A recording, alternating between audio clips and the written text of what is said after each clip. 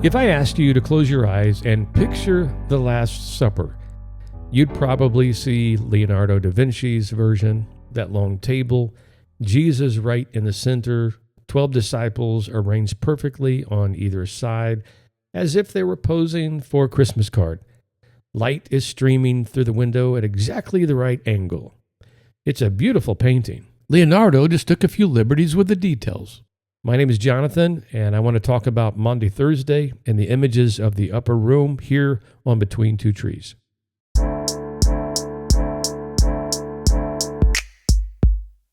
So everybody has a good feeling and idea about what Palm Sunday is. The average person probably knows a little bit about the Easter story. Good Friday gets a lot of attention during the Holy Week season.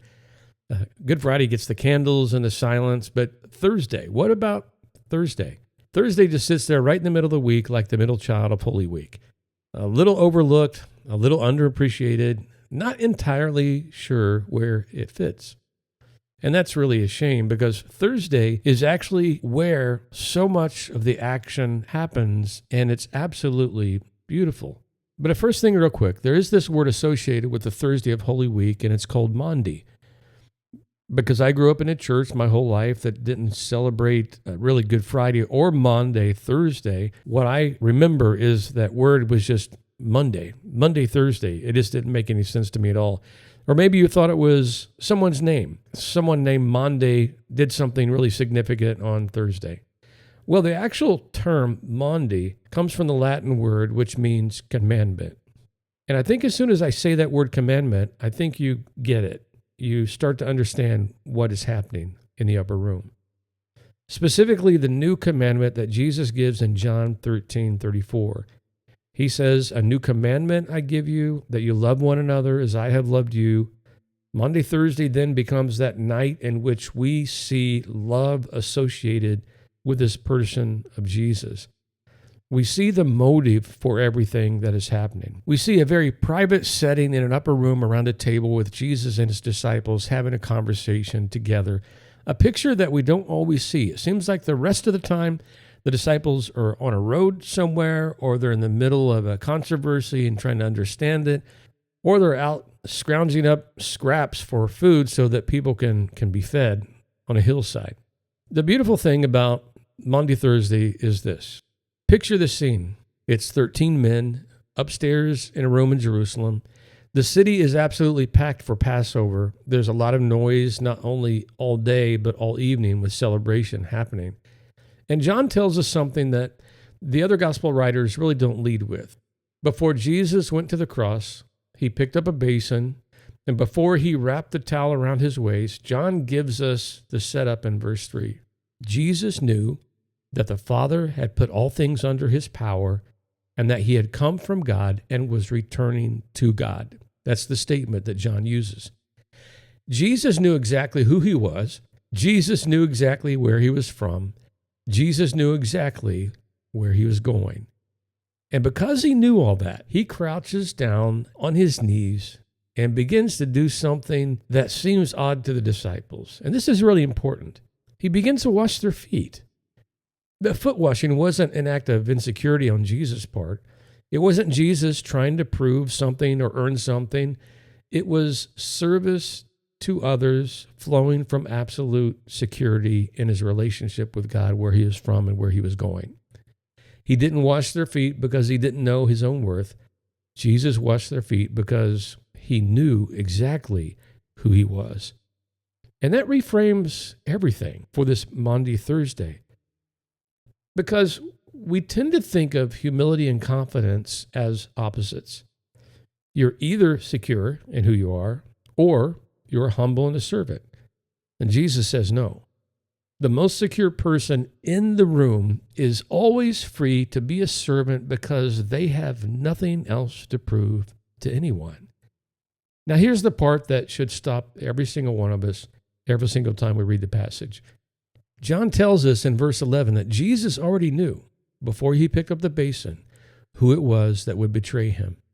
He knew.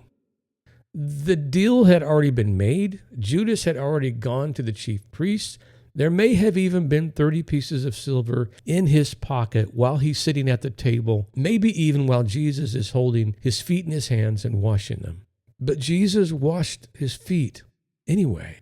He washed the feet of all of them, most of them who would betray him or run scared. Not because Judas deserved it, not because the relationship was intact or trust was unbroken, but because that's what love does when it knows exactly who it is, where it's going, where you're from. It serves even when serving costs everything. It gives even when it leads to a cross. And that night, that Maundy Thursday, Jesus says, as I have loved you, that's now the standard. That phrase, that's the standard for us to follow. That is the new command, the Maundy of Thursday. Before they left the room, Jesus did one more thing. He took the bread and broke it and said, "This is my body given for you." And he took the cup and said, "This is my new covenant in my blood, my new covenant." And then he says 4 words that echo across every communion table in every church in every century since that night. Do this in remembrance of me. Now that phrase sounds familiar to us, doesn't it? 2,000 years later, we're still saying those words. The table he set on that Thursday night, he's still setting for you. And the invitation at the table has never changed. It was never for people who had it all together. It was intended for every person in that room who had failed him or was about to fail him.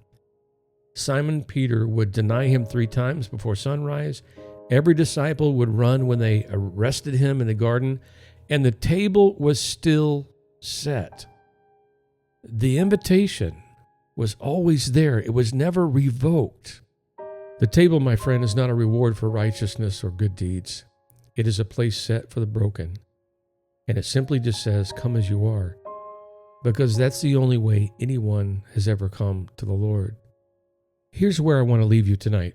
The name of this podcast is Between Two Trees, and Maundy Thursday sits right in the middle of that, between the tree in the Garden of Eden, where humanity reached up to grasp for power, and the tree of Calvary, where Jesus stretched out his arms and gave it all, everything that he had for you.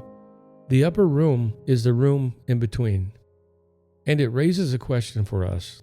Whose feet are you willing to wash? Jesus washed the feet of the man who would betray him. And we call that love. And now, for all of us, that's the standard. That's the commandment. Thanks for spending time between two trees. If this conversation meant something to you, share it with somebody who needs it this week. We'll see you on the other side of the cross.